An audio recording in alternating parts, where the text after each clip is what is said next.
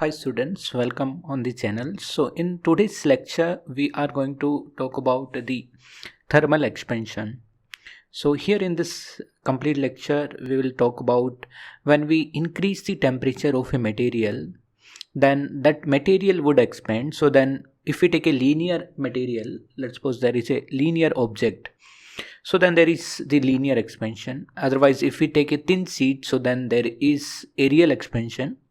Or if we take any kind of 3D object, so and if we increase the temperature, then there will be an increase in the volume. So all these three phenomena related to the expansion we will talk, and then there are some other cases like when we increase the temperature and the rod's length is kept fixed, then there will be stress generated in that rod. So that we are going to talk. And later on we will also talk about the other phenomena like when we increase the temperature, then what will be the effect on the time period of a simple pendulum, what is the bimetallic strip, what will be the radius of curvature of the bimetallic strip, and at last we'll also discuss the thermal expansion of the water in this lecture. So this lecture would be a complete theoretical lecture where we'll just talk about the concepts, and then in the next lecture I will talk about the questions based and the problem based on these concepts. All right, so let's dive into this topic. Today's topic, the thermal expansion. So now the first thing is, when we increase the temperature, why at all the object will expand, or why we see that the object is expanding, why there is the expansion in the dimensions. So the main reason behind this is, I can say that this is the explanation of this.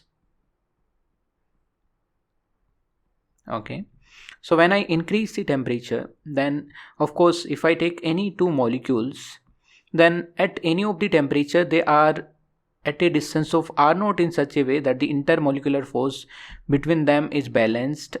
And you can say it like this, if we draw the intermolecular force and the distance graph between the two molecules, then this graph would be like this. So when we keep the two molecules at the normal temperature, they are somewhere located here at a distance of r0. So right now the distance is r0, and they are having little vibrations at this temperature. Think about it. Let's suppose that this is the 24 degrees Celsius temperature. Of course, now these vibrations you will not be able to see. Look at the wall nearby you, or any of that, like you have the paper in that you are writing.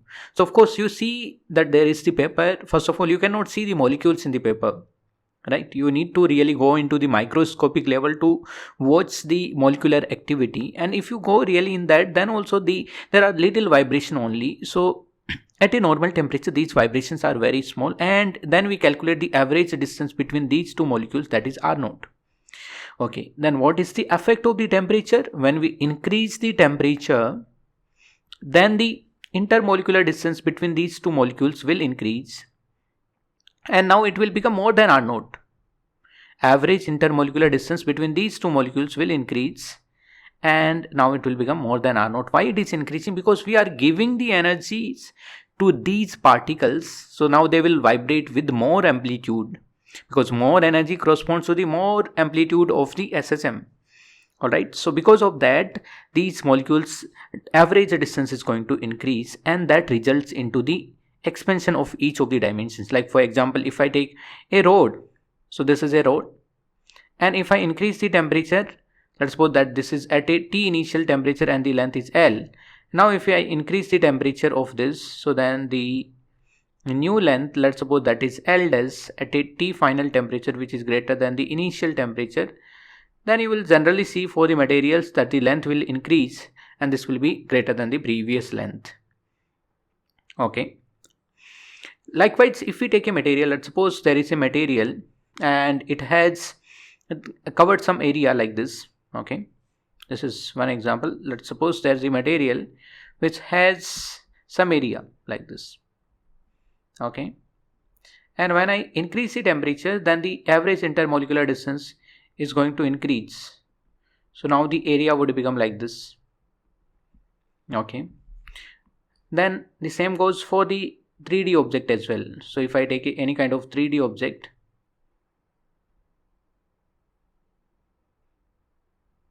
And if I increase the temperature of the 3D object, so then each of the dimension L, B and H, each of them will increase. Okay, so that is the explanation for the thermal expansion. Now let's talk about the first kind of the thermal expansion, that is linear thermal expansion.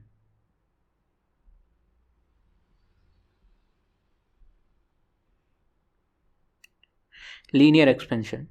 Okay, so what is the linear expansion? First of all, there is no objects kind of linear, and when I take any object which has more length compared to the cross section area, then I can call it as the linear object, because the cross section area of this object is very small, so any variation in the cross section area you can neglect. Like for example, you take the wires. Okay, so let's suppose this is a wire and the length of this wire is L at a temperature of T initial. Now when you increase the temperature, then this length of this wire is going to increase. So now the new length becomes L dash. Let's suppose new length is L dash at a temperature of T final. So when I increase the temperature, then the length increases. Okay, and what happens to the area? That will also increase, but that change is insignificant. So just we are going to right now study about this effect on the length. Okay, let's suppose the change in the length of this, the L dash minus L, that is the change in the length. Let's suppose that is del L. Okay, so del L, do you think practically about this change in the length? Tell me on what all factors this change in length will be dependent. Will it be dependent on the temperature change? What do you think? Yes, it would be. Think it practically, like there is any object in front of you, and if you change the temperature very small, if you have a very small change in the temperature, let's suppose it is 2 degrees Celsius or so, so then the change in the length will also be very small. We can use our intuition and then we can say, okay, what if we change the temperature more? So then what is going to happen is effect on the length or change in the length will be more. So that is why I can say that the change in the length is proportional to the change in the temperature. Second thing, think about it, change in length, will it be dependent on the length as well? Yes, it would be dependent on the length. If we combine this, then we can say that the change in the length is proportional to L delta T. Alright, and now we can remove the proportional sign with the by using a constant. So then we can say delta L is equal to L alpha delta T. Of course this is alpha, right? Okay, so this is the change in the length. Okay, now what I can say is the new length L dash is equal to L plus delta L. Okay, so L dash becomes L plus delta L is L alpha delta T. So L dash becomes L 1 plus alpha delta T. Okay, so here what is this alpha? Alpha is a constant. It is called as the coefficient of linear expansion. Alpha is coefficient of linear expansion. Okay, so this coefficient of linear expansion for any kind of practical material is very small. Like for example, if I take iron or the copper, it would be around 10 to the power minus 5 per degree Celsius. If you look at the unit of this alpha will be you can say formula of the alpha is delta L divided by L delta T. So the unit meter divided by meter Kelvin, so that is why Kelvin inverse or the degree centigrade inverse. Okay, this is the unit of our alpha. Alright. Now sometimes what happens that this alpha is not constant. Some places this alpha is variable. Then in these kind of cases, first we'll calculate the small change in the length. A small change in the length, for that I can consider the alpha is constant, then that is L alpha delta T. Okay, and then to calculate the total change in the length, we'll do the integration. Delta L is integration of L alpha delta t. We can do the integrations and then we can calculate the final length. Alright. And generally the alpha will be dependent on the temperature, so that we can do the integration. And sometimes the integration is also done like this: delta L divided by L is equals to alpha delta T. So here you have the expression or the function of the alpha in the terms of the temperature, and then this side you can do the integration. Here delta L by L will be ln L, and then you just do the integration and find out the final expression for this. Most of the times we would use this formula L dash equals to L alpha delta T. Right? Okay. So this is our first kind of expansion, linear expansion. Let us go to the second kind of expansion, that is areal expansion.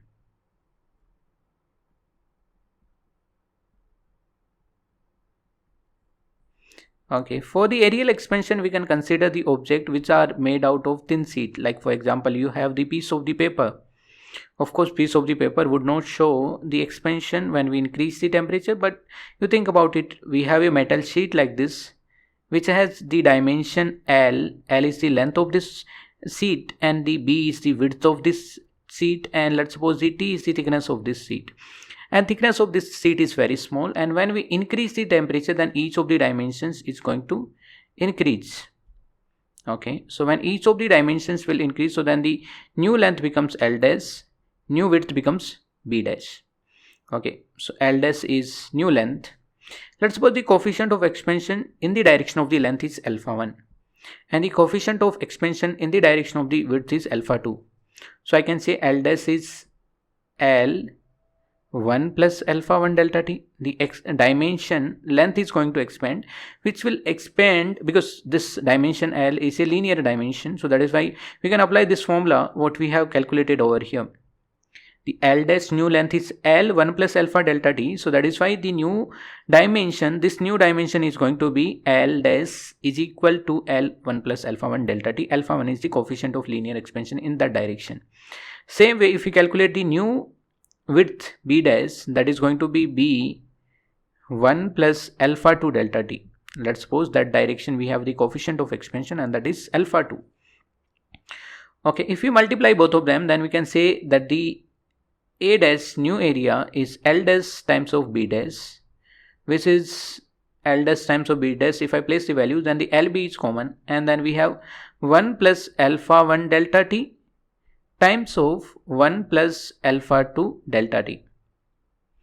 Okay, if we look at LB, that is the previous area. So I can say new area is previous area times of, and then we place this value inside when we open this bracket. So then it will be 1 plus alpha 1 delta T. Okay, what I am doing is this complete term is multiplied with 1 and then this complete term is multiplied with that. So then it will be alpha 2 delta T, and then it would be alpha 1 alpha 2 delta T square. Okay, now generally the alpha is in the order of 10 to the power minus 5. So when I do 10 to the alpha 2 alpha 1 alpha 2, that will be in the order of 10 to the power minus 10, is it? And because of that, in comparison to the 10 to the power minus 5, this 10 to the power minus 10 is negligible, so we can make it approximately 0. If this is 0, we can neglect it. Okay, so then the new area is going to be A 1 plus alpha 1 plus alpha 2 times of delta T. Now generally when I take any kind of object, in that object the coefficient of the expansion in both directions will be equal. Alpha 1 and alpha 2 will be equal, and these kind of object will be called as the isotropic object. These are the isotropic object. Okay, so when I take a isotropic object, then I can say that the new area A dash is previous area, and alpha 2 and alpha 1 are equal. So that is why alpha 1 plus alpha 2 becomes 2 alpha. So that is 1 plus 2 alpha times of delta T. Now I can call this 2 alpha as a new coefficient. So new area is the previous area 1 plus beta delta T. Okay, so this is our equation to calculate the new area, where beta is called as the coefficient of areal expansion. Beta is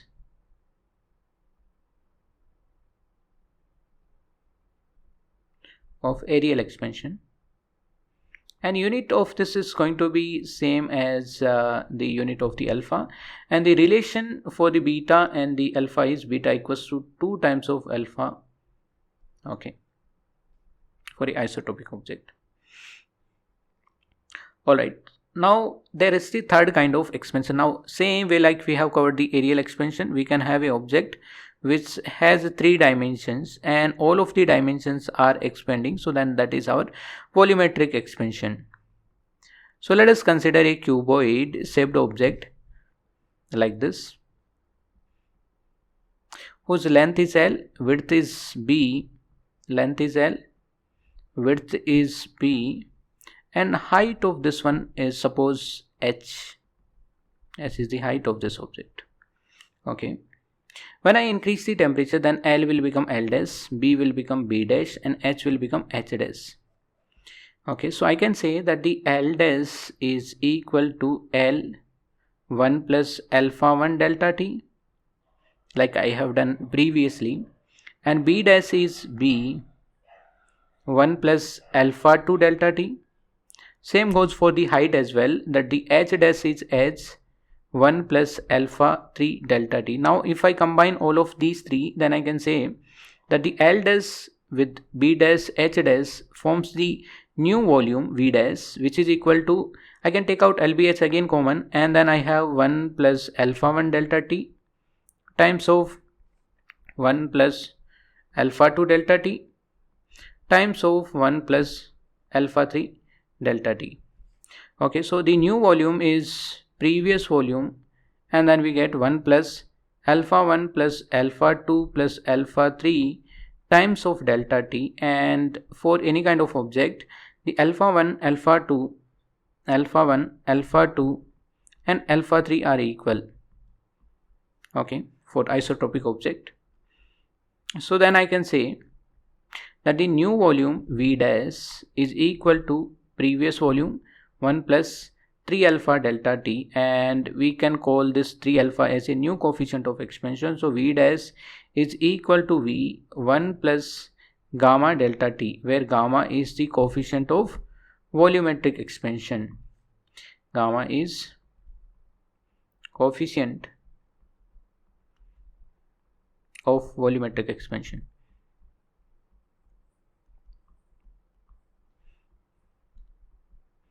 And what is the relation for the gamma and the alpha? So gamma is equal to 3 alpha. Okay.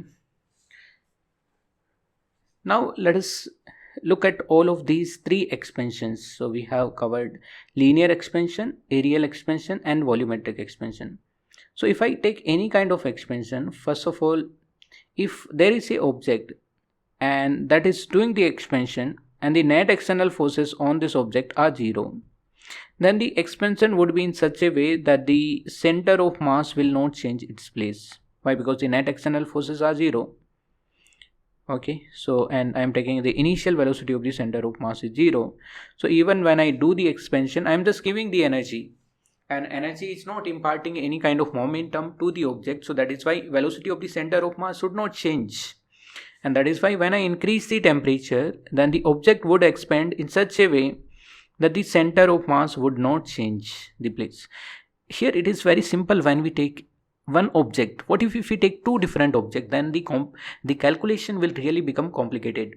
Okay, so you need to understand this concept. What is the meaning of that, right? Why I'm saying this center of mass, and what will the center of mass, which center of mass you will take when you take the two different objects which are combined.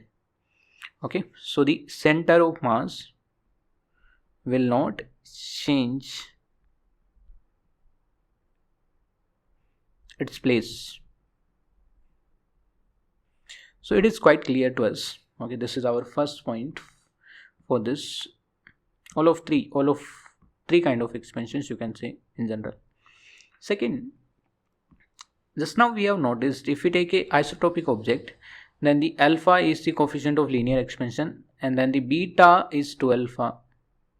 and the gamma for this isotropic object is 3 alpha.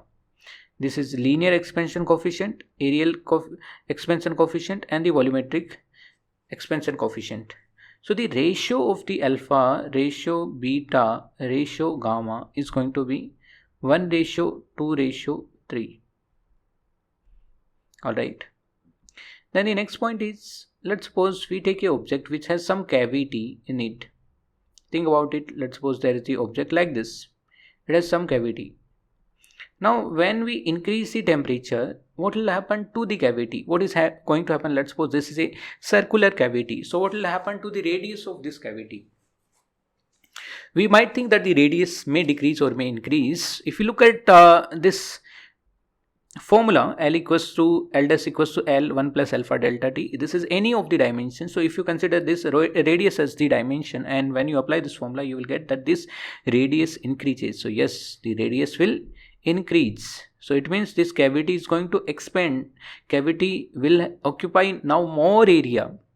Now this may seem a bit abstract or counterintuitive, but it is like this. When we increase the temperature, then it is going to expand and the cavity will also expand. Okay. So this is all three expansions. Now let's go to some special points about these expansions.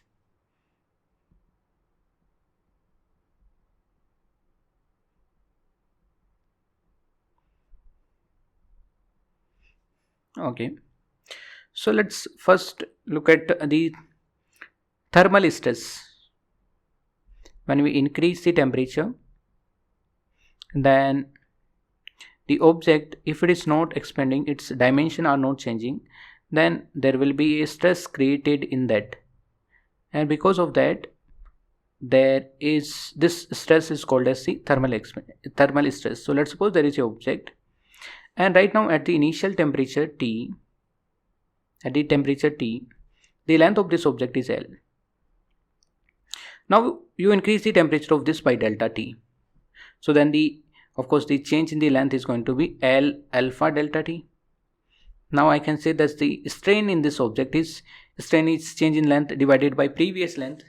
Now what is the previous length? You can think it like this, that there was a object which was of L plus delta L length, and we compressed it. Now the length became L. So what is the change in the length? Delta L, and divided by original length. Of course that is L plus delta L, but delta L is very small, so you can take it as L only, and that becomes alpha delta T. Okay, so this is our strain. Now when we apply Young's modulus, according to the Young's modulus, we can say Young's modulus is stress divided by strain. So stress is Y times of strain. So how much stress is produced in that? Because of this change in the temperature, Y times of strain, and strain is alpha delta T. So Y alpha delta T, that much is the stress in this object. Now let us go to the next. Effect of temperature on time period of simple pendulum.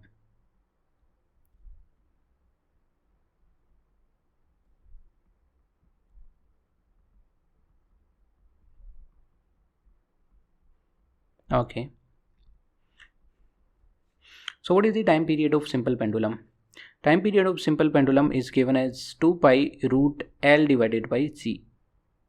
Okay, where L is the length of the pendulum and G is the gravitational acceleration. So think it like this, that this is the hinge.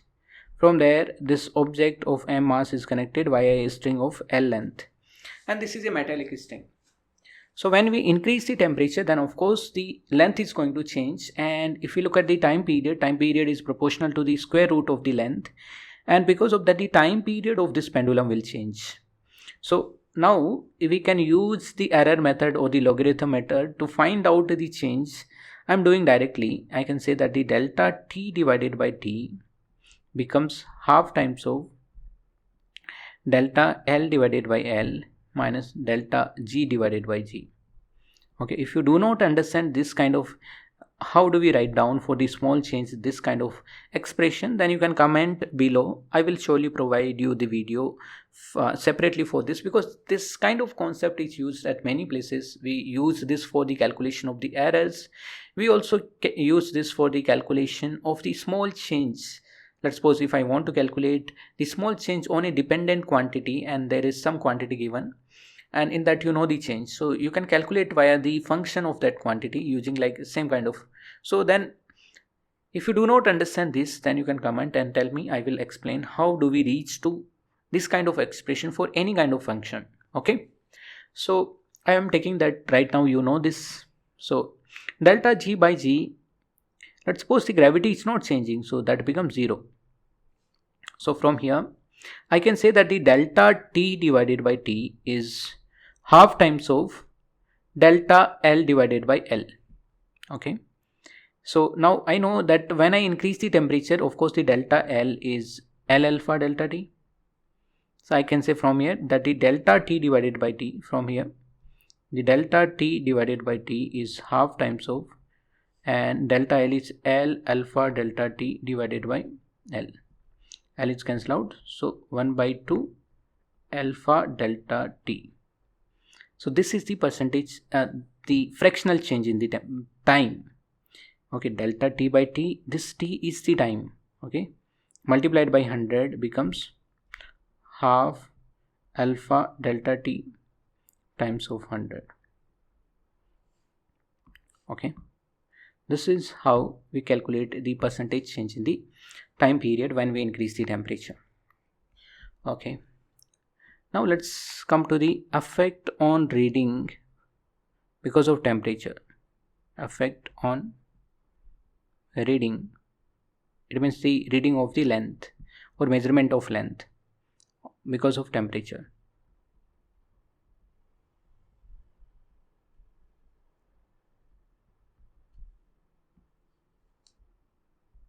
Okay, so let us take that there is a object which has certain length. This is the object. So let us draw it again. I want to make it a road. I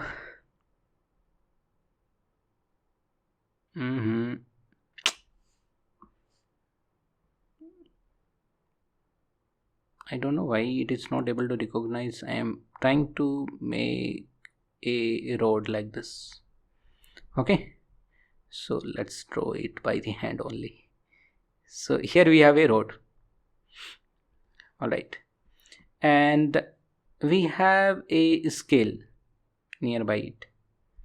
We have just placed a scale. Let's suppose just to visualize the scale, something like this we have.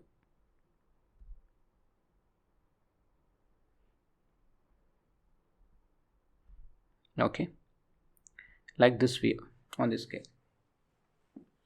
So now I'm just taking that the length of this object is L, coefficient of expansion of the object is alpha object, and the coefficient of the expansion of the scale is alpha scale.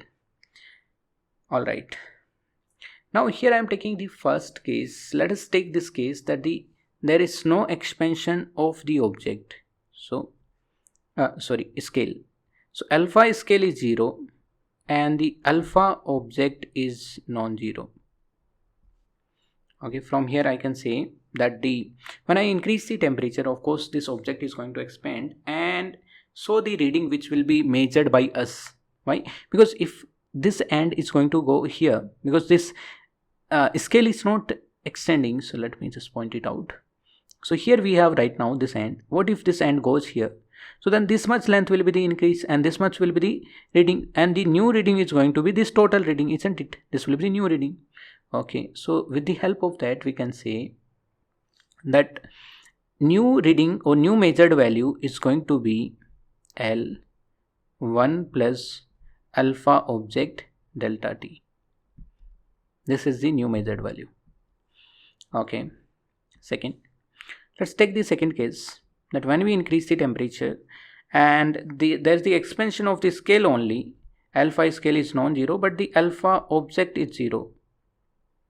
Okay, so when there is a expansion of the object, then There is no expansion of the object, just there is the expansion of the scale. Think it like this. Right now the reading is here, okay, and right now this point, if it moves here, so then what will happen is this reading will come here, right? So think it like this. Right now this is 0 1 2 3, so and right now it is 3.2. so now when the temperature increases, think, suppose it, if this point comes here, so then do we get the 3 reading right now? So what happened is we had initially reading 3.2 and right now the reading is 3. So what is happening? The reading is decreasing. So that is why one thing we understood, that reading is decreasing. And now how much would be the decrease? We can say through the intuition, of course, whatever the increase is there in the length of the scale, for that value which is measured, that much would be the reduced, or that much the reading will reduce. So measured value, I can say in this case, is going to be L 1 minus alpha scale delta t. And what if we combine both of them? So third case, alpha scale is non-zero and the alpha object is also non-zero. If we combine both of them, then okay, if we combine both of them, then we can combine both of these cases, isn't it? And if we combine both of these cases, then can we say that the measured value is going to be L1 plus alpha object minus alpha scale delta t. Okay, let me explain you. Look, when I increase the temperature, then the object is going to expand, then the reading will expand. And if I increase the temperature and scale is going to expand, then reading will decrease. So that is why alpha object minus alpha scale becomes like this, right?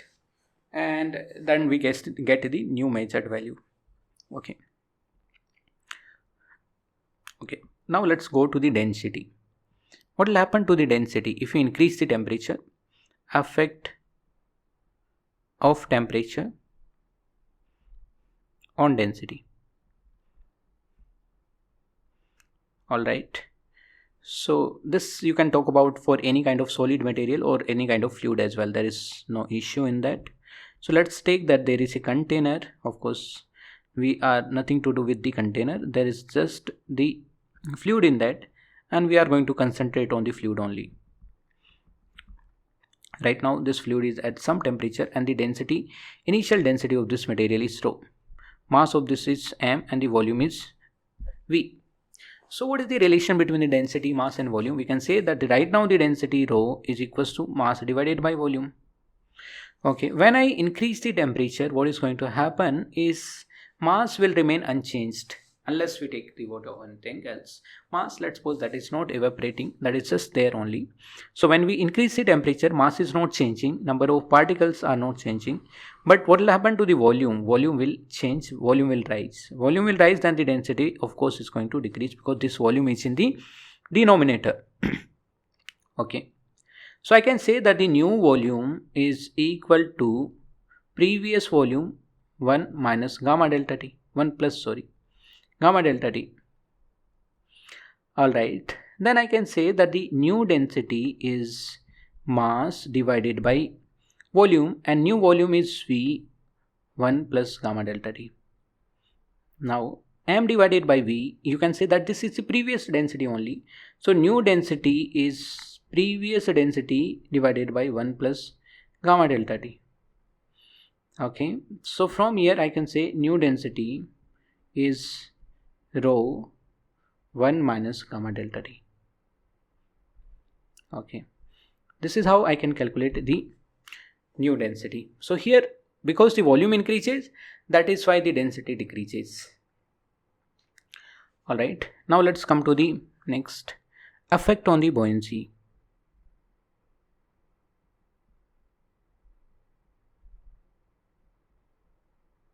So here I am not going to exactly calculate what will happen if we increase the temperature on the buoyancy. Just I am going to explain how you can calculate. So buoyancy is, according to the Archimedes principle, it is the mass displaced multiplied by g, or weight displaced because of the submersion. If you submerge any of the object in that. So it is rho liquid multiplied by V displaced multiplied by G. So when we increase the temperature, rho liquid is going to increase, decrease, this will decrease, and the V displaced is going to increase, and with the help of those we can find out the buoyancy, or any other kind of cases we can calculate. Okay. So now let's go to the expansion of water.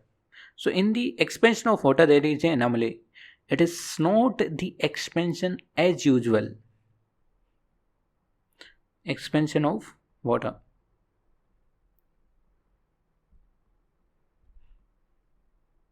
Okay, so when I take water in a container and gradually decrease the temperature of it, and of course when we decrease the temperature it would become ice, and you must have seen that when it becomes 0 degree water, after that it becomes the 0 degree ice, then you will see that the ice will float on the surface of water.